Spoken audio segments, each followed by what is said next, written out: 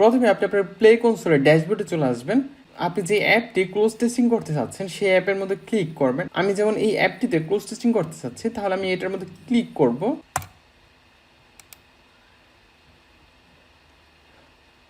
অ্যাপের ড্যাশবোর্ডে আসার পর টেস্ট অ্যান্ড রিলিজ যে অপশনটা দেখতে পাচ্ছেন সেখানে ক্লিক করবেন। ক্লিক করার পর টেস্টিং যে অপশনটা দেখতে পাচ্ছেন সেখানে ক্লিক করবেন। তারপর ক্লোজ টেস্টিং যে অপশনটা দেখা যাচ্ছে সেখানে ক্লিক করবেন। এখানে ম্যানেজ ট্র্যাক একটা অপশন দেখা যাচ্ছে, এখানে ক্লিক করবেন।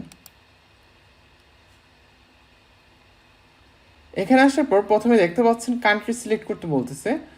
তো আপনার অ্যাপটি কোন কোন দেশে চলবে সেটা এখানে উল্লেখ করে দিতে হবে। সিলেক্ট কান্ট্রিজ এখানে ক্লিক করবেন। নিচে স্ক্রল করার পর এখানে দেখতে পাচ্ছেন কান্ট্রি এড করার একটা অপশন দেখা যাচ্ছে, সেখানে ক্লিক করবেন। এখানে আসার পর আপনারা দেখতে পাচ্ছেন সিলেক্টেড একটা অপশন দেখা যাচ্ছে। আপনি যদি চান যে আপনার অ্যাপটি সকল দেশে অ্যাভেলেবেল থাকুক তাহলে এইখানে ক্লিক করবেন। আর আপনি যদি স্পেসিফিক কোনো কান্ট্রি বাদ দিতে চান তাহলে এখান থেকে জাস্ট টিক মার্কটা উঠিয়ে দিবেন, তাহলে হয়ে যাবে। আমি যেহেতু সবগুলো কান্ট্রিতে রাখতে যাচ্ছি আমার অ্যাপটি, তাহলে এইখানে আমি সবগুলো সিলেক্ট করে দিব। সিলেক্ট করার পর আমরা সেভের মধ্যে ক্লিক করব। সেভ হওয়ার পর এখানে সিলেক্ট টেস্টের যে অপশনটা দেখতে পাচ্ছেন সেখানে ক্লিক করবেন।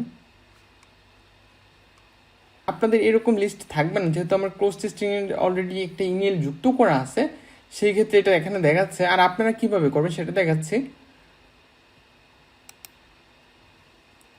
এখানে আপলোড সিএসভি ফাইল যে অপশনটা দেখতে পাচ্ছেন সেখানে ক্লিক করবেন। আপলোড, আমি আমার সিএসভি ফাইলটা সিলেক্ট করে দিচ্ছি।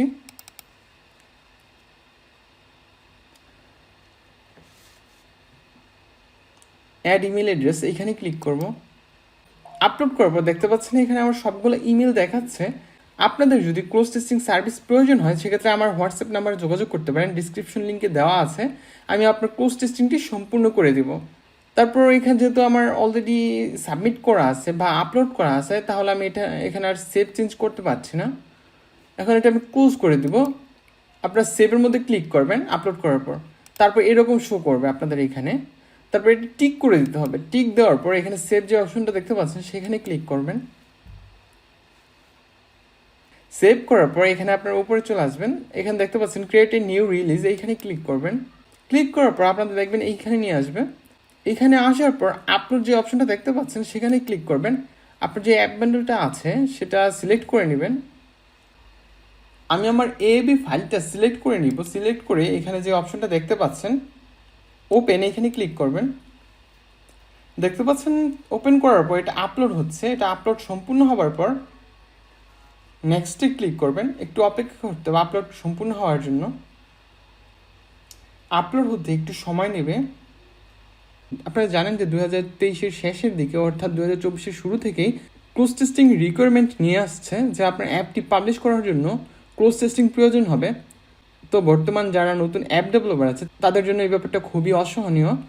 তো আপনাদের যদি ক্লোজ টেস্টিং সার্ভিসটি প্রয়োজন হয় সেই ক্ষেত্রে আমার সাথে আপনারা ডিসক্রিপশন লিঙ্কে হোয়াটসঅ্যাপ নাম্বার দেওয়া আছে, আপনারা আমার সাথে যোগাযোগ করতে পারেন। আমি আপনার ক্লোজ টেস্টিংটি সম্পূর্ণ করে দেব।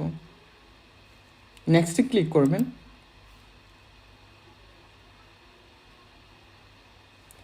সেভের মধ্যে ক্লিক করবেন।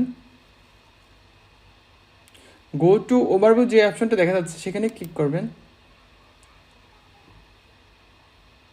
সেন্ড 12 চেঞ্জেস ফর রিভিউ এখানে ক্লিক করবেন। সেন্ড চেঞ্জেস ফর রিভিউ এখানে ক্লিক করবেন।